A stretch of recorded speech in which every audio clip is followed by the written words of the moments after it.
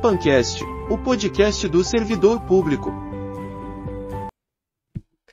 Olá, sejam muito bem-vindos a mais um episódio do GPAncast, o podcast do servidor público. Meu nome é Gisele Moreno e estou aqui para recepcionar o nosso convidado de hoje, é o Giuliano Panvecchio. Seja muito bem-vindo, é um prazer. Prazer é meu, muito obrigado pelo convite, agradecer a GPAN mais uma vez, minha parceira, e eu espero ser parceiro de vocês em outras oportunidades para levar a questão da comunicação para todo mundo sempre que possível. O Giuliano já realizou alguns cursos com a gente e agora vem para dar um curso online, que depois no final a gente vai conversar sobre isso. Mas eu queria que você se apresentasse, me contasse como que você veio parar na comunicação. Eu estava aqui comentando com ele que já o conheço de outras áreas, mas já tivemos contato em outras áreas, na parte religiosa, que não veio ao caso, mas eu queria que você nos explicasse como que surgiu isso na sua vida, ou se já vem de berço, como que funciona. Bom, nasci dentro da comunicação, meu pai é um profissional de rádio, que tem aí mais de 50 anos de profissão, e eu me lembro que com 5 anos de idade eu fui para dentro de uma emissora com meu pai ali. Diz ele que me levava bem antes disso, mas o que eu me lembro foi a primeira memória. Então, algo um pouco assim natural, né? Aí com 11 anos fui trabalhar com rádio com ele, e desde então ainda estou na rádio, lá em Oswaldo Cruz. E rádio a gente fala que é como se fosse uma pinga, que a gente vicia, né? No bom sentido, mas é uma grande escola, e minha escola de comunicação começou por aí. Depois, por questões da vida, a minha primeira formação é na área do direito, me formei aqui em Tupã, advoguei por 20 anos, mas o meu coração sempre foi da comunicação. Aí me graduei em jornalismo, fui me especializar em comunicação empresarial, em marketing político, eleitoral, e estive professor da Faculdade de Comunicação em Tupã de 2013 até 2022. E aí, por conta da pandemia e outras questões, acabei deixando aí a questão do magistério superior e me dedico hoje à questão de assessoria pública. Em 2000, ingressei com a Prefeitura de Oswaldo Cruz, onde eu sou funcionário de carreira, e desde 2000 eu atuo na comunicação pública. E nesse meio caminho, nesse meio tempo, fiz algumas campanhas políticas também. Então, o meu objeto de trabalho profissional, que eu gosto bastante de fazer, é o rádio e também a comunicação pública e política. Então, esse ano é ano de trabalho, né? Bastante trabalho. Esse ano eleitoral promete. Exatamente. Né? Então, eu mencionei que o Giuliano é um parceiro da GPAN, porque a GPAN também está engajada, né, com essa parte pública, a parte municipal realmente. Então, nós sempre temos esse contato e essa troca aqui, que é tão importante para nós e para vocês que nos assistem, que nos ouvem hoje. Então, para começar, eu queria saber o seguinte: a vida e a carreira nós já conhecemos, né? Mas me explica o que é a comunicação pública governamental? Talvez, Gisele, antes da gente entrar na questão da comunicação pública ou governamental, a gente precise entender a comunicação como uma necessidade humana. Sim. Né? O ser humano ele precisa trocar os seus pensamentos, as suas convicções com outras pessoas. E, ao mesmo tempo, ele necessita que as pessoas também contem para ele o que ocorre na sua comunidade, para ele pautar a sua vida. Então, a gente tem que partir do princípio que a comunicação é uma necessidade do ser humano. E como o poder público se ocupa de pessoas, ele presta serviço para a comunidade, para as pessoas, a comunicação, ela satisfaz. O objetivo, o desafio é satisfazer essas necessidades da população. E a comunicação pública é tudo aquilo que interessa em termos de assunto para a coletividade, para as pessoas que moram numa cidade, num estado, num país. E quando a gente, às vezes, também consome informação internacional, nós também precisamos prestar atenção nos assuntos que pautam o mundo. Sim. Então, tudo que é para mais de 2 pessoas. Nós estamos aqui fazendo uma comunicação interpessoal para mais pessoas. Trata-se de comunicação pública. Mas, fazendo aqui uma analogia para o nosso público, a comunicação pública é o compromisso que os entes federados precisam ter para com o cidadão. Então, o município tem as suas necessidades, os seus compromissos para o cidadão, o Estado tem e a União também tem. Isso é o que a gente pode entender como comunicação pública. Nem sempre só o governo se comunica com a população, né? Outras entidades, entes do terceiro setor, que têm uma função pública, também precisam se comunicar com as pessoas. Então, a diferença do que é público para governamental é justamente isso. Muitas vezes a gente tem entes que têm uma função pública, mas não são do governo. Então, todos esses, mais o governo, fazem parte da comunicação pública. Já a comunicação governamental é o que a gente chama de comunicação oficial. Sim. O que a prefeitura fala, o que as entidades de economia mista falam, o que as estatais falam, o que as fundações falam, o que os serviços públicos, de forma geral, precisam conversar com a população. Tudo isso é comunicação governamental. Legal. E o que difere a comunicação pública da política? Exatamente. Então, nós temos a governamental, a pública e a política. A gente precisa, por uma questão até de classificação, entender que o que está por detrás da intenção de quem comunica é o que vai determinar em que nível essa comunicação acontece, né? Nem sempre o que é uma comunicação pública governamental é uma comunicação política, né? Tudo que tem algo que vai determinar a forma de desempenho de um governo é uma comunicação política. Mas nem sempre aquilo que é comunicado ao público em geral é uma comunicação política. Eu posso ter uma mensagem de utilidade pública que não tem cunho político, porque é algo factual, imediato, daquele momento, enfim. Isso não tem nada de político, isso tem a ver com uma necessidade iminente. No entanto, tudo aquilo que vai nortear uma forma de atuar do governo trata-se de uma comunicação política, que não pode ser confundida com uma comunicação eleitoral. Né? A comunicação eleitoral é aquela que tenta convencer o outro a dar o voto para um determinado candidato, partido ou grupo.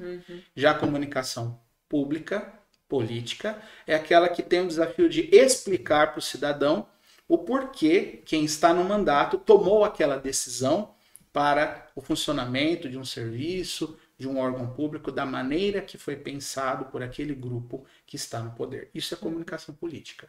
Então, por que eu decidi ir por esse caminho? Isso é comunicação política, não é? Entendi. É importante, né? Até porque muitas vezes pode haver uma confusão. Sim. E aí, nessa confusão, podem ocorrer impedimentos, né? Muito. E depois até um dano para aquela figura política, né? Sim. Para o representante. Principalmente nesse ano, eu acho crucial o atendimento, o respeito, né, a todas essas regras, né? Infelizmente, aqui no Brasil, eu posso falar um pouco do Brasil, porque é o que eu estudo, muitos mandatários pensam que o poder público lhes pertence. Sim. E aí acabam cometendo algumas gafes, algumas infrações, alguns crimes, e isso acaba trazendo um problema para ele, né? Então, o mandatário ele precisa ter muita noção daquilo que é de interesse público, daquilo que é de interesse político-partidário, ideológico. Então, na hora de comunicar, é importante que ele saiba a diferença daquilo que tem que ser comunicado em nível político-partidário, daquilo que tem que ser comunicado em nível do cargo que ele ocupa. E na comunicação pública e no marketing político eleitoral, a gente utiliza um conceito chamado de investidura do cargo. Muitas vezes as pessoas rompem a barreira da campanha política e se esquecem que o período político ele tem um tempo para começar e para terminar. Sim. Então, para muitos mandatários, a campanha não termina nunca. Ele precisa sair do palanque e sentar na cadeira de prefeito, de vereador, de vice-prefeito, de secretário. E aí a hora de governar é diferente da hora de fazer a campanha E política. aí começam as dificuldades. Né? Exatamente. É porque aquele representante deve se ater às suas responsabilidades e não mais às promessas, né? E também entender que ele passa a governar não só para quem votou nele, mas ele passa a governar para a população toda, Em geral. não é? Então acho que esse time muitas vezes cabe à assessoria de comunicação desses Exatamente. mandatários alertá-los. Por isso que eu ia falar o quanto é importante ter um bom assessor Sim. e alguém que direcione de forma correta os esforços, né? E porque também isso tem uma consequência legal, né, de responsabilidade para o mandatário. O que acontece muito, Gisele, infelizmente, é que muitas vezes o político ele coloca nessas funções de assessoria de comunicação profissionais que não são da área. Ou estão aqueles comprometidos da campanha, Isso, exatamente. né? Aquele compadre que precisa ser colocado no governo e acabam ocupando essas funções que são primordiais. Uma das maiores necessidades que o ser humano tem é de se comunicar. E hoje, em tempos de internet, de convergência midiática e tudo mais, a velocidade da comunicação, ela exige que seja um profissional que entenda do que está fazendo. Não adianta simplesmente ter o diploma, né? Tem Não. que ter conhecimento também, tem que haver a expertise na área. Até porque a comunicação é algo muito dinâmico. Sim. Eu, quando dava aula na faculdade de comunicação, sempre dizia para os meus alunos assim, vocês estão ingressando no curso de comunicação, mas daqui 6 meses será outro curso. E ao final de 4 anos, por quantos cursos vocês teriam passado Sim. com o mesmo nome? Porque com o mesmo nome, o mesmo professor, né? veja, da pandemia para cá, quantas novas ferramentas de comunicação apareceram, quantas novas redes sociais apareceram e o quanto isso impactou no comportamento das pessoas. É uma mudança que ocorreu de forma até que inesperada, mas necessária. Sim. Né? Nós, por exemplo, dentro da GEPAM, passamos a nos adaptar às transformações, às mudanças, às inovações, para que a gente pudesse continuar a nossa comunicação. Exatamente. Né? O mundo mudou. Os desafios da comunicação são gigantes, Exato. né? São constantes, sempre essa evolução constante. E eu queria ver com você, quais são esses principais desafios que os comunicadores enfrentam hoje? O principal desafio que o comunicador enfrenta hoje é justamente conseguir acompanhar tudo aquilo que aparece no próprio mundo da comunicação. São muitas ferramentas, né? Se a gente imaginar que há 6 meses ninguém falava de inteligência artificial, Sim. Hoje nós já temos até clonagem de vozes, clonagens de imagens. Inclusive a GEPAM já está trabalhando com tudo Exato. isso. Com a inteligência artificial, já fizemos vários cursos, já estamos nos adequando em relação aos nossos procedimentos dentro aqui da nossa rotina. Então, tentando sair um pouquinho na frente de todo mundo, né? E o principal desafio do comunicador hoje é conseguir mapear essas ferramentas de comunicação todas e adequar-se à linguagem, ao meio em que elas ocorrem e como isso impacta no público. Então, se você colocar a sua prefeitura dentro do Instagram, ela tem uma linguagem própria, uma maneira peculiar de se colocar naquela plataforma. O TikTok é diferente, o Facebook é diferente, o X é diferente e o site institucional da prefeitura é diferente. E olha que nós estamos falando só de comunicação digital. Sim. Nós nem fomos para as mídias tradicionais, que é o rádio, a TV, o jornal, o impresso, o panfleto, a faixa, o outdoor, o carro de som. Olha, muita coisa. É muita coisa para o comunicador pensar. Se a gente for levar em consideração uma pessoa que não tem experiência na área e tem uma certa facilidade com as redes mais modernas, acaba se visualizando somente as redes sociais, por exemplo. E esquece-se de outros artifícios e de outros meios que atingem aquelas pessoas que muitas vezes não estão ainda no conceito do digital, né? E acaba que, por exemplo, uma pessoa que somente tem acesso ao rádio, que já tem uma certa idade, mas que não tem facilidade com o digital, é necessário pensar também em como comunicar com essa pessoa, né? Exato. Você precisa, antes de qualquer coisa, quando a gente fala um pouco de planejamento, saber para quem você está falando. Sim. Ou para quem você precisa falar, identificar a ferramenta onde aquela pessoa está com a atenção e aí preparar o seu material para colocar naquele canal. Para englobar todos os tipos de público, né?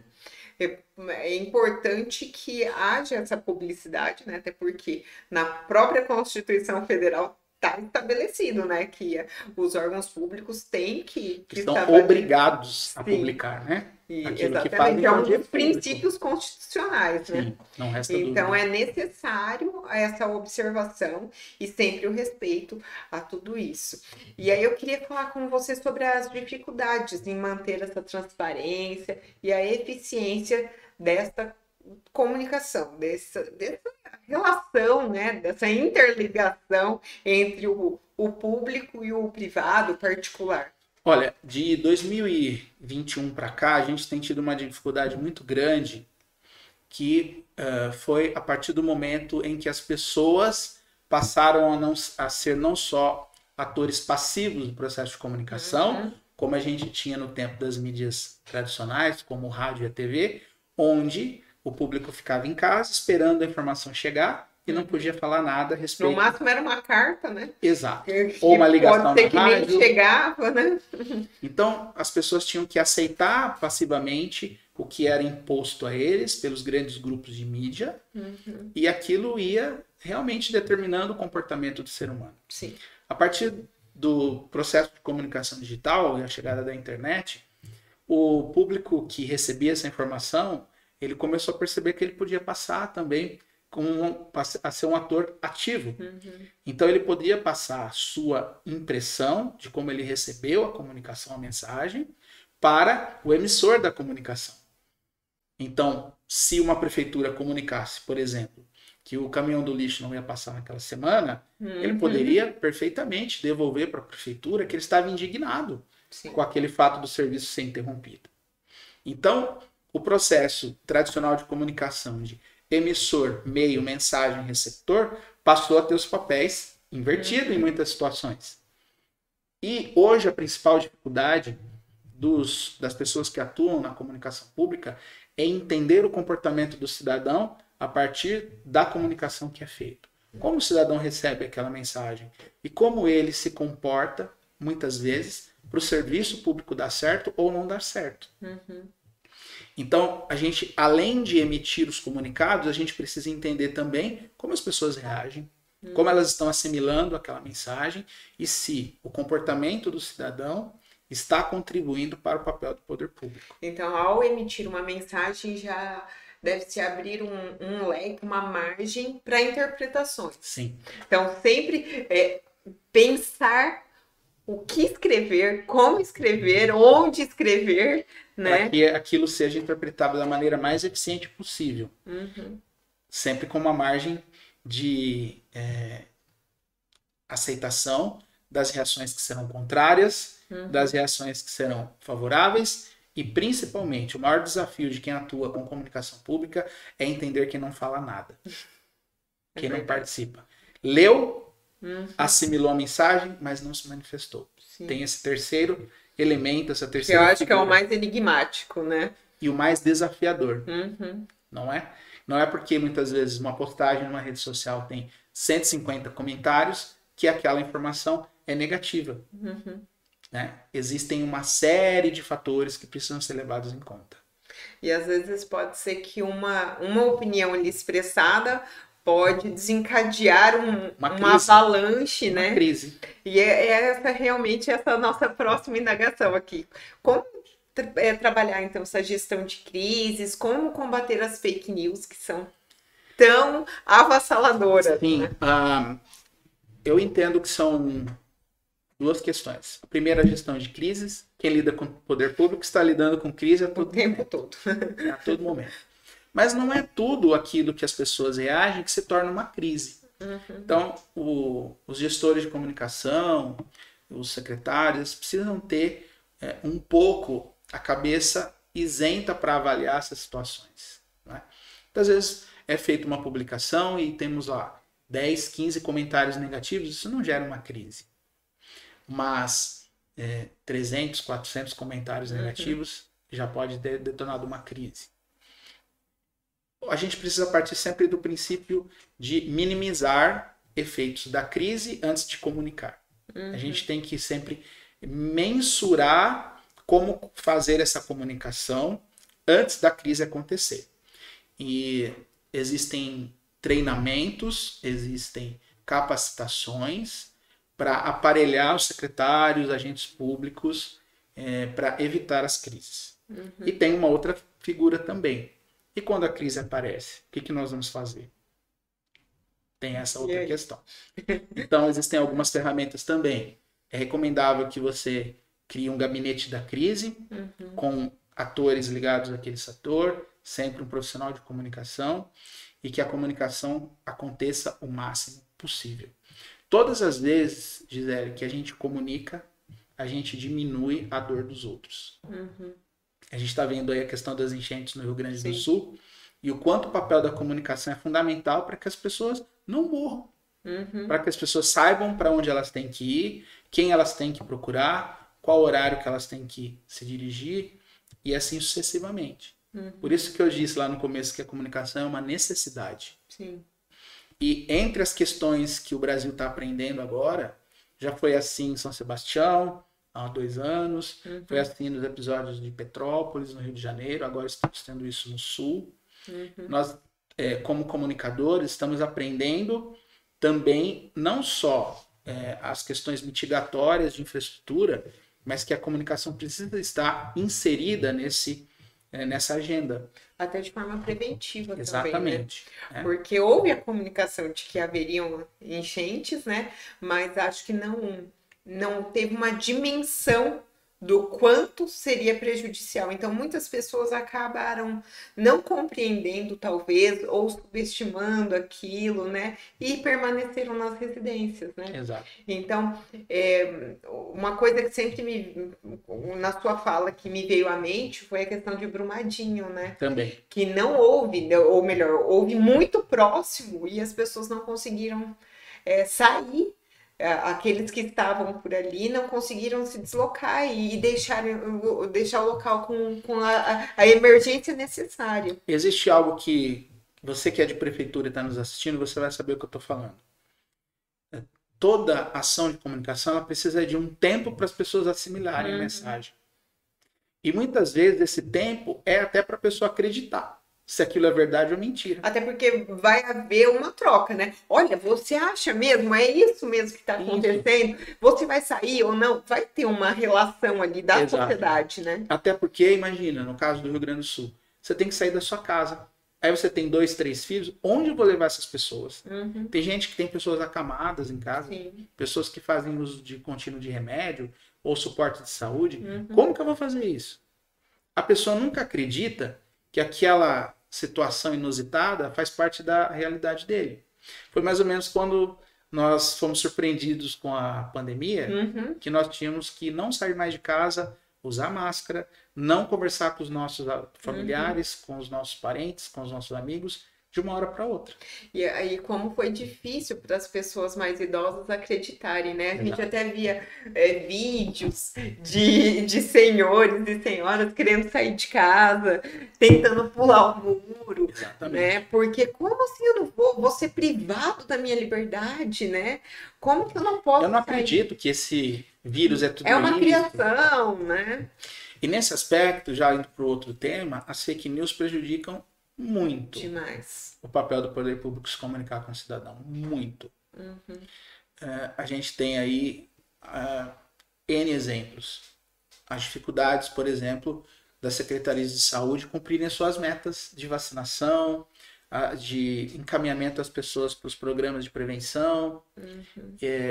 Nós temos aí muitas dificuldades de pessoas que caem em golpe para benefícios sociais, pessoas que precisam cumprir obrigações e por conta de fake news não cumprem, depois tem uma consequência muito grande. Então as fake news, eu reputo que se tornaram um fato social de extrema relevância, que o Brasil precisaria ter uma legislação específica para ela, não ser colocado como um apêndice do Código Penal, não. Ele exige um estudo aprimorado, um tratamento específico, porque realmente é algo extremamente nocivo para a sociedade. A verificação da veracidade de um fato é extremamente importante, né? Às vezes nós recebemos o conteúdo muito fácil, né? Pelo WhatsApp, por algum aplicativo, ou alguma interação, e muitas vezes não contestamos aquele fato, Exato. né? Não nos recorre à memória e ir pesquisar ou buscar a real informação. Eu vi que algumas plataformas já fazem essa verificação, né? Coloca lá o link com a mensagem e sai se é um fato, Fato ou fake. É fato ou fake, né?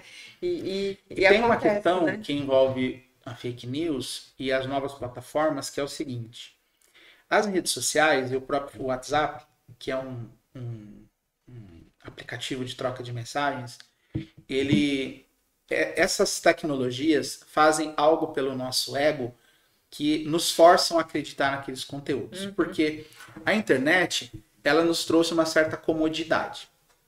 Nós só consumimos aquilo que nós queremos, os assuntos que nós temos mais afinidade, aquilo que nos é mais prazeroso, na hora que nós queremos, para conversar com as pessoas que mais nós gostamos. E de forma rápida. Ou seja, existe uma conveniência no processo de comunicação com essas plataformas. Redes sociais, WhatsApp e outros aplicativos de mensagem. Então, existem pessoas que só consomem comunicação por esses meios. Porque é mais prazeroso do que ligar a televisão e descobrir que teve uma enchente no Rio Grande do Sul. Sim. Não é? Então, isso também facilita a proliferação das notícias falsas, facilita que as pessoas saiam da realidade. Infelizmente. Por quê? Porque existe uma conveniência e um prazer por trás do processo de comunicação. Eu vou contar aqui uma situação que aconteceu essa semana.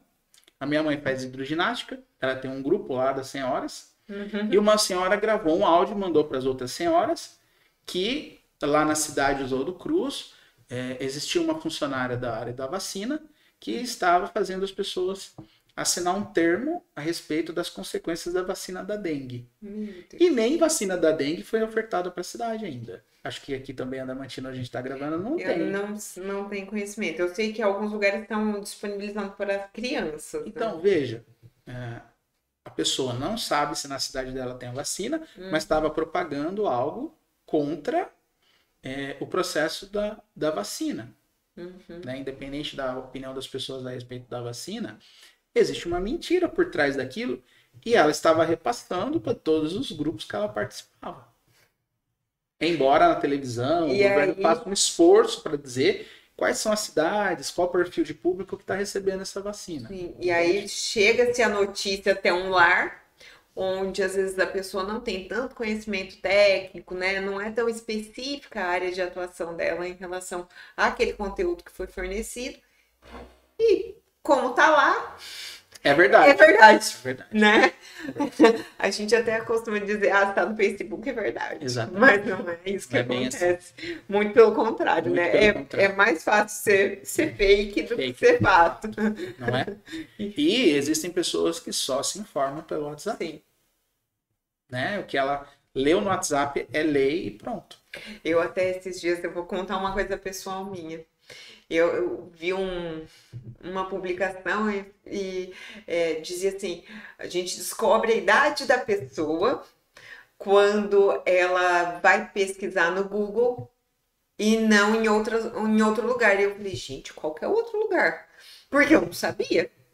E sabe qual é o outro lugar, gente? O TikTok. Sim. E eu falei, meu Deus, então eu acabei de assinar o meu atestado ali, porque eu não sabia que as pessoas procuravam conteúdo no TikTok. Sim. E acham que aquilo é verdade. Entendeu? A juventude hoje não sabe mais manipular a ferramenta do Google. Sim. Eles não sabem procurar informações técnicas e científicas, porque não sabem como acessar. E eu fiquei chocada. Eu descobri isso semana passada. Sim, sim. E eu falei, meu Deus, realmente Então a é gente uma tem dois coisa muito extremos, né? nova. Os idosos com seus grupos de Sim. WhatsApp e os adolescentes com o TikTok. É. Duas ferramentas. E eu vou confidenciar uma coisa, eu não tenho TikTok. Então, e eu sei que é uma coisa que emerge, né? Surge. E eu ainda não... Interessante, tem muita coisa boa. Então, da mesma Como na forma que internet. tem bom, né? Também Tem, não... exato. aquela balança, A né? gente precisa entender que as ferramentas digitais, a internet, é como a nossa vida. A gente tem que saber escolher o que é bom e o que não é bom. É filtrar, né? Não é? E falando sobre essa questão da comunicação, de como tudo isso hoje nos traz, né, uma certa facilidade. Antes nós tínhamos que pegar a Barça, as enciclopédias para a gente pesquisar, para ter conhecimento em relação a algum assunto. Hoje o Guilherme, que é o nosso técnico, nem sabe o que é a Barça. Porque é um jovem, né? Mas antes nós tínhamos a carteirinha da biblioteca, tinha... Assinatura do jornal. Sim, da revista, né? Que a gente esperava, por exemplo, a Veja, né? A Folha, o Estadão, esperava o domingo para chegar em casa e a gente saber quais eram as notícias do nosso país, né? E o pai ficava o domingo inteiro lendo o jornal. Lendo, isso. Inclusive o meu ainda assina, gente. Então, não morreu, viu? Eu queria saber em relação à acessibilidade e à inclusão de toda essa comunicação, porque nós sabemos que o conteúdo existe, que tem essas facilidades, e como que o poder público pode garantir essa acessibilidade, essa comunicação para todos? Existem ferramentas, felizmente, hoje, no campo digital, que permitem a democratização da comunicação para as pessoas que têm alguma necessidade. Então, nós já temos, inclusive, inteligência artificial e avatares para Libras. Nós já temos questões ligadas também às pessoas que têm alguma dificuldade com visão, que são os leitores de texto. Então, a recomendação, até os próprios tribunais de contas estão recomendando que os municípios adotem essas ferramentas nos seus websites e nos conteúdos que são publicados em redes sociais, pelo menos legenda ou tradutor de Libras. Até recentemente eu participei de alguns processos ligados à Lei Aldir Blanc, que é de incentivo à cultura, e à Lei Paulo Gustavo, que nos seus editais determinam que os projetos que apresentem essas ferramentas tenham uma pontuação maior do que outros para o acesso a incentivo do financiamento público de projetos culturais. Então, a recomendação, o protocolo é que cada vez mais os websites de prefeituras e as redes sociais venham com essas ferramentas. Bem interessante, nós tivemos aí o presidente Bolsonaro intensificando a questão do tradutor de Libras, não só nos seus conteúdos, nas suas lives, mas também em eventos públicos. Sim. Então, uma dica para o pessoal aqui é que comecem a utilizar também nos protocolos, os cerimoniais, os tradutores de Libras. Isso é algo que é fundamental. Eu vi algumas matérias que já constam na imagem, escrito embaixo, na imagem se vê duas pessoas conversando. Isso. Então, quando se usa o aplicativo, já há leitura em relação a uma foto que está contida dentro daquele artigo, né? E tem uma outra questão também que é fundamental, e uma recomendação técnica, é que qualquer conteúdo que seja colocado em rede social venha com legenda. Por quê? As pessoas pouco sabem. 70% a 80% das pessoas assistem os vídeos de TikTok no mudo. E de Instagram no mudo. Eu sou essa. Eu sou dessas. Não uso o volume. Então eu gosto muito quando tá legendado. Então não é só quem tem alguma necessidade. Às vezes nem criança pequena em casa, eu não quero fazer muito barulho, então eu gosto de assistir com a legenda. Ou você está no ambiente de trabalho, você não vai incomodar outras pessoas. Sim. Você está no metrô, no ônibus, né? Uma você não está com fone de também. ouvido. Exatamente. Uma educação, né? Então, em relação a essas... Agora vamos trocar um pouco de assunto e vamos falar sobre as estratégias eficazes para uma comunicação que realmente atinge esse público, né? O que a gente pode utilizar de estratégias para ter uma boa comunicação? O que você orienta, gente? Nós temos questão de redes sociais, que a gente já falou, novas tecnologias, né? A linguagem clara, acessível, planejamento, um estudo de campanhas e tudo mais, mas o que você traz assim, para a gente como um bom artifício e necessário em toda a comunicação? Bom, comunicação não é o que a gente fala. A comunicação é o que as pessoas entendem daquilo que a gente está falando, escrevendo, mostrando. Então, a primeira coisa é a gente entender para quem a gente vai falar. Quem tem necessidade daquela comunicação que a gente tem o desafio de fazer. Se eu vou fazer uma comunicação para um público idoso, quais são os canais que esse público utiliza? Qual o programa de rádio que esse público mais ouve? Qual é o local que esse público frequenta? Quais são os hábitos? Eu preciso conhecer essa persona que a gente fala no processo de comunicação. Se é um público jovem, onde esse público está? E quando eu pergunto onde esse público está, é onde a atenção desse público está. Se eu vou muitas vezes comunicar com um idoso, talvez uma panfletagem numa fila num posto de saúde seja mais eficiente do que uma grande campanha de televisão. Se eu vou falar com um público jovem, eu preciso investir nas redes sociais, no TikTok, no Instagram, nas listas e grupos de WhatsApp. Então eu preciso primeiro saber onde está a atenção do público para o qual eu vou falar. Depois disso, qual a linguagem eu vou utilizar para comunicar a minha necessidade. E por último, entender como esse público recebeu essa mensagem. Será que ele entendeu o que eu quis dizer? Então, a estratégia passa por isso. Portanto, sem planejar a comunicação, não tem como dar certo. Não podemos também comunicar em todos os canais, todos os meios, porque eu vou jogar dinheiro fora.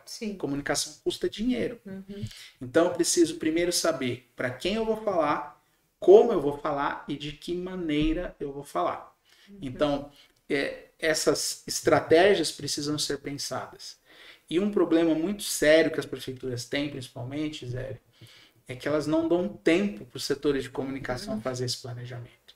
Então, tem um evento amanhã, eles já querem que você prepare o mix de comunicação que a gente chama hoje. Então, a chance de dar errado é muito grande. Pelo menos, pessoal, 48 horas de antecedência para que seja feito o pensamento. Um estudo, né? Muitas vezes você tem que sinalizar um ponto com faixa, né, com comunicação visual, que é muito mais barato e eficiente do que uma grande campanha de mídia tradicional. Então, a comunicação precisa ser pensada para dar o resultado esperado. Muitas vezes acha-se irrelevante a faixa, por exemplo. Sim. Mas é um meio extremamente eficaz. Sim. Principalmente em um ponto de grande visibilidade. Então atinge tanto do jovem quanto a pessoa mais idosa, porque acaba se transitando ali pelo local, né? Então é importante a visualização dessas necessidades dos públicos. Às vezes o cartaz, o panfleto, o carro de som. E tudo é necessário um planejamento. Eu não consigo uma faixa de uma hora para outra. Um panfleto com ou 24 horas ou menos. Um vídeo para você postar numa rede social não é assim de uma hora para outra que você faz. Porque você corre o risco das pessoas interpretarem de forma equivocada o que você quer dizer. Como um exemplo, o vídeo do governador do Rio Grande do Sul, que disse que as doações elas estavam mitigando o comércio, né? E aí ele teve que vir a público novamente para esclarecer que não era bem isso e tudo mais. Então, às vezes, tem uma crise por um não planejamento. Isso, ou uma palavra mal colocada, um erro de avaliação. Um roteiro é extremamente importante, exatamente, né? É aquele, a pessoa quem faz o discurso e quem realmente vai dizer o discurso. Então, Hoje em dia, não no nosso âmbito municipal, nem tanto, né? Mas num macro, uma visibilidade maior, há um planejamento em relação a Há discursos, uma né? necessidade de comunicação, né? Porque quando você está, por exemplo, numa situação de crise, como é o Rio Grande do Sul, Uhum, o mais fraco, que é a pessoa que está precisando da ajuda do poder público, ela precisa de um líder forte em que ela possa confiar e ter uma esperança de que aquilo vai passar. uhum. Então, se o líder se comunica mal ou se apresenta fraco, qual esperança essa pessoa vai ter? Nenhuma, né? Então, o caos que já está instalado tende a piorar. Né? Com certeza. Então, a comunicação é Por favor, ela exige conjunto. tempo, ela exige planejamento. Não dá para Não dá pra simplesmente falar vamos, não é bem por aí. Até mesmo os próprios profissionais hoje que estão no digital, eles fazem roteiros, né? A gente acha que não há o influencer. Nós temos a breve impressão de que a pessoa está realmente mostrando o cotidiano, mas quando na verdade todos os passos foram Tudo é pensados e calculados para que aquele consumo chegue até você, para que você tenha uma falsa sensação, né, de liberdade, de ambição em relação àquilo. Então, muitas vezes nós acabamos nos iludindo, Exatamente. Nos Quando- deixando levar. quando na verdade Você que está assistindo, tudo que você está vendo na rede social, na internet, na TV, é pensado no seu comportamento. sim, na reação, né? Exato. Antigamente se falava de uma campanha, isso aqui é uma coisa bem pessoal, é uma dúvida também, mas foi uma coisa que eu ouvi muito quando eu era mais jovem, que eles fizeram uma mensagem subliminar em um trailer durante um intervalo de um filme em que a pessoa falava assim, compre Coca-Cola. Compre Coca-Cola. Não sei se você já ouviu falar Sim. disso. E aí, a hora que deu o intervalo, todo mundo levantou e foi comprar a Coca-Cola. Então, foi um experimento social, na verdade. Sim. Porque havia aquela mensagem subliminar numa faixa, né? Que a pessoa não visualizava, mas o subconsciente interpretava aquilo.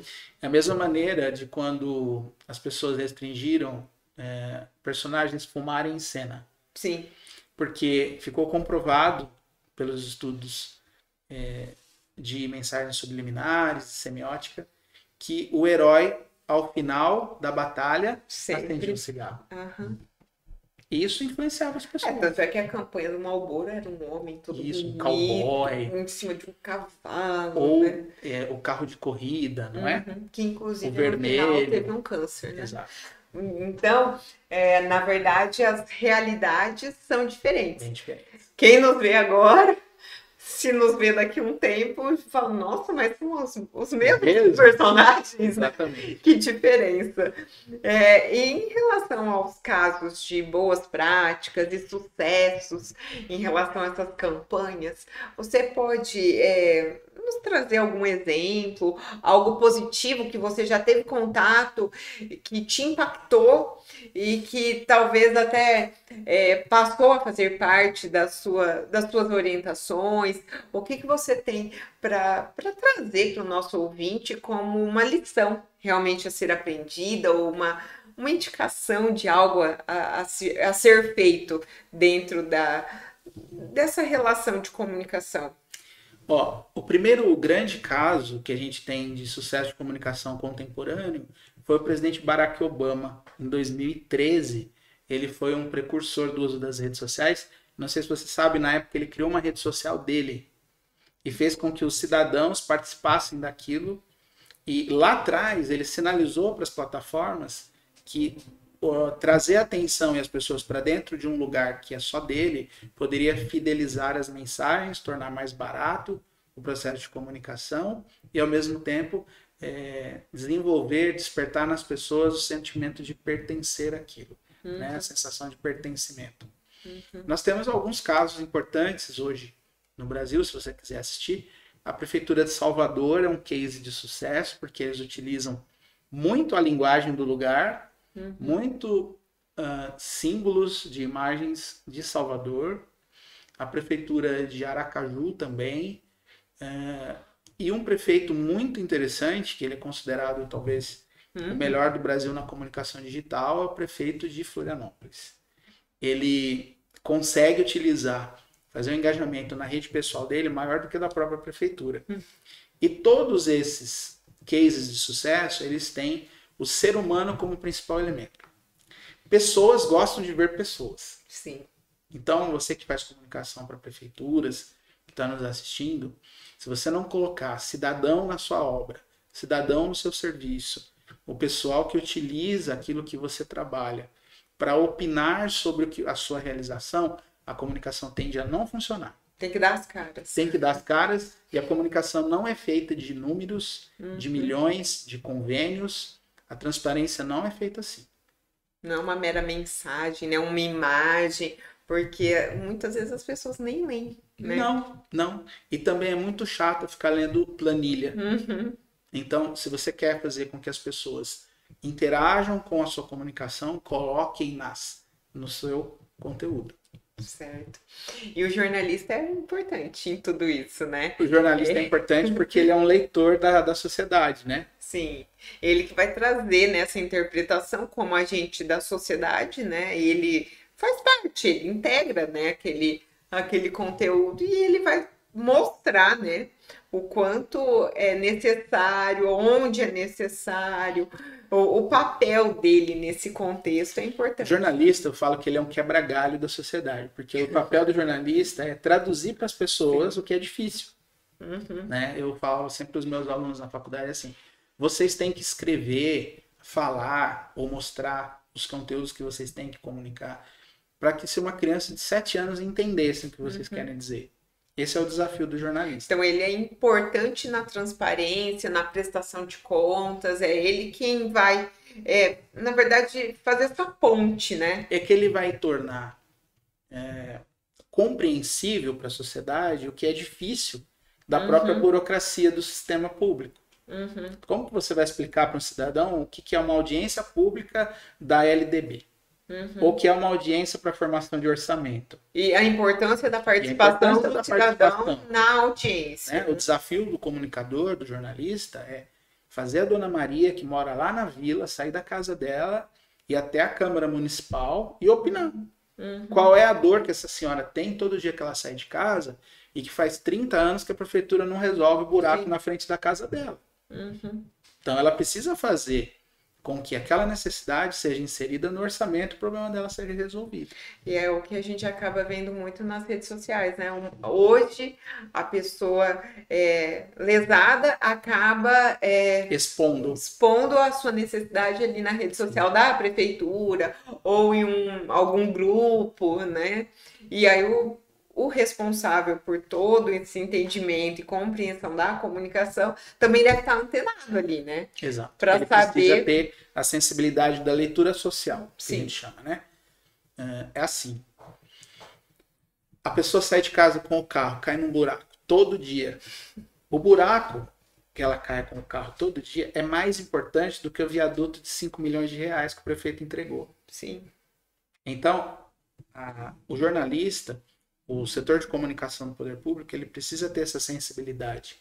E às vezes, não é a obra de 5 milhões que vai trazer mais retorno político para o prefeito. É às vezes um programa mais simples. Às vezes a solução da necessidade do cidadão é mais simples do que o prefeito imagina. Até então as prefeituras estão tentando, né, implementar ouvidorias, né, implementar canais de comunicação, mas é um hábito ainda a ser praticado, né? Nós não temos muito educação para tudo isso, né? De participar, de compreender a necessidade do cidadão como agente de transformação, não simplesmente a cada 4 anos, né? Como eleitor. Então, nós temos que ter educação. Educação é realmente uma educação, né? Um processo Sim. que deve ser cultuado em cada um, de fiscalizar, de cobrar, de exigir o que lhe é devido. Sim. Então, acho que quando passarmos a sermos um pouco mais agentes sociais, teremos um pouco mais de retorno também, né? Exato. E a questão de desenvolver cidadania.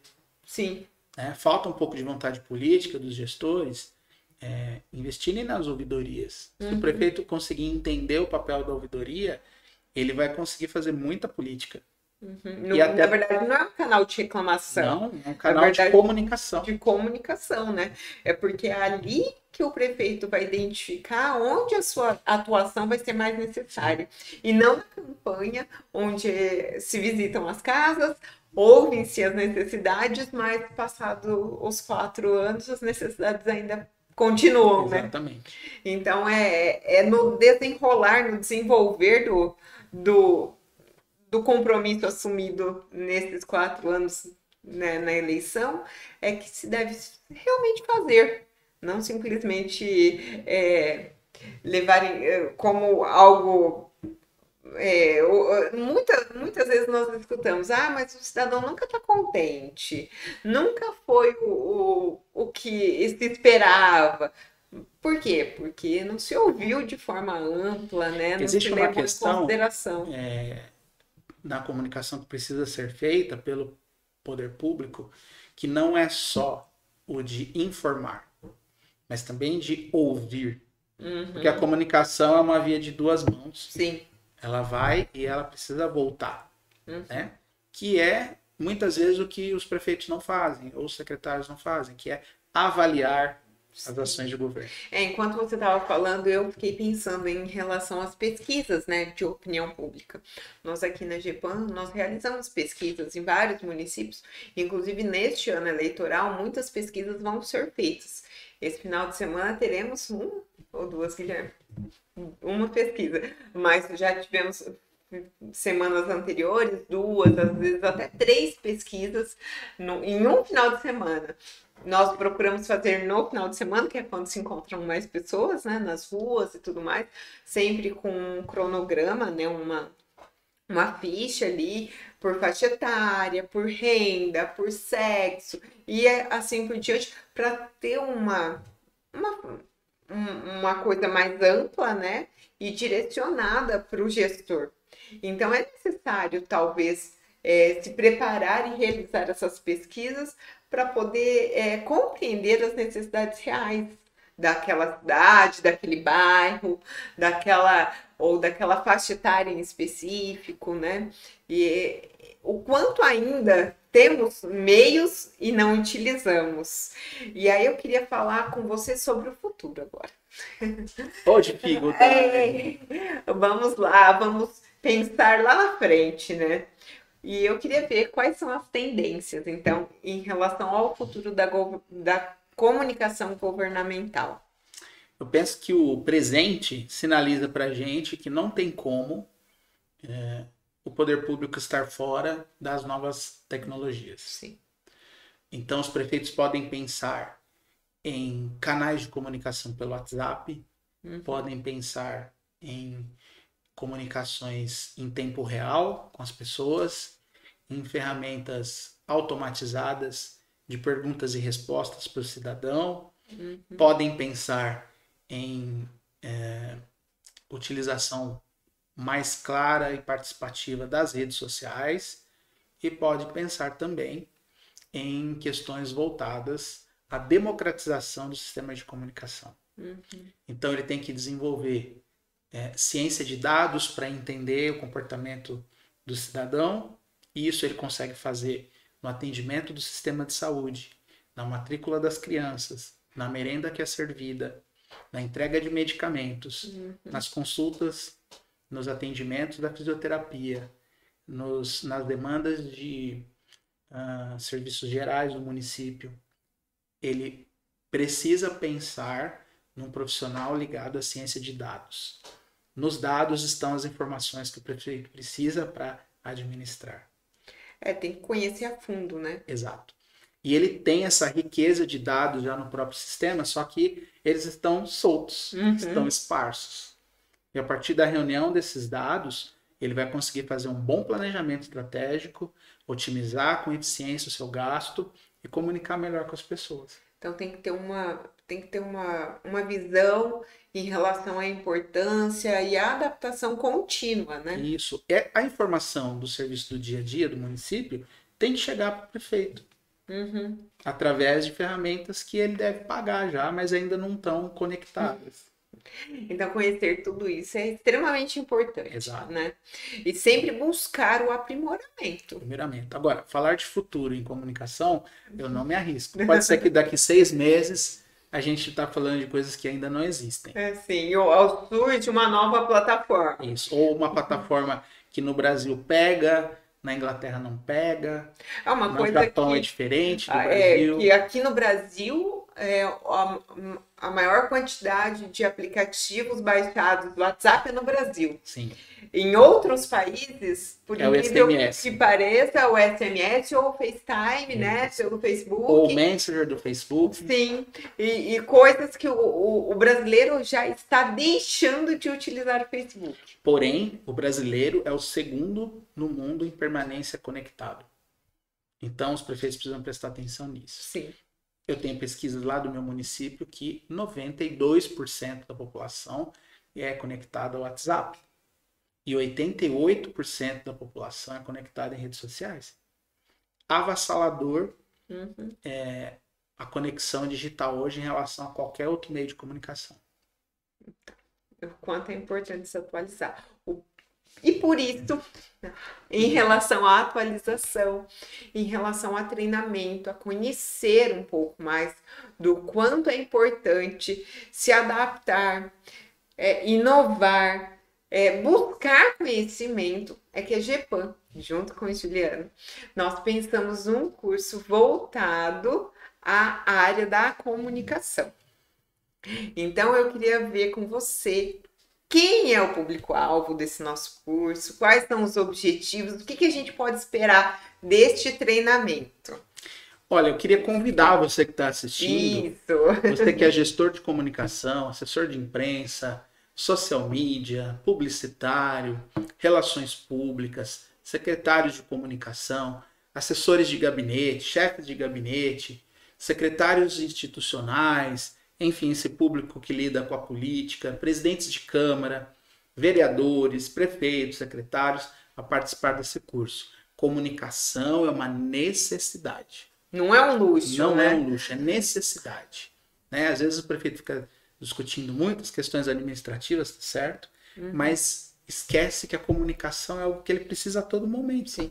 Se ele não falar com o cidadão, não tem como dar certo. Então, se você quiser entender um pouco mais sobre isso, esse universo que a gente conversou um pouquinho hoje, nós vamos falar muito a respeito das novas ferramentas, de onde está a atenção do público, como conectar essas pessoas nesse curso aí que está para o mês de julho, né? Isso, dia 23/7. Então, lá no site da GEPAM, gepan.adm.br/EAD, você encontra a parte lá do nosso curso. Vai ser no dia 23 de julho, com início às 9 horas. Serão 6 horas de treinamento. Nós vamos fazer uma capacitação sobre comunicação pública e governamental. Aqui do lado você encontra os nossos acessos, né? Como você pode entrar em contato com a GEPAM. Então, tem o WhatsApp. Aqui no WhatsApp você tem o nosso suporte técnico, o nosso suporte financeiro, o nosso Instagram, o nosso Facebook, o YouTube, o telefone fixo e o nosso e-mail. Então fiquem à vontade.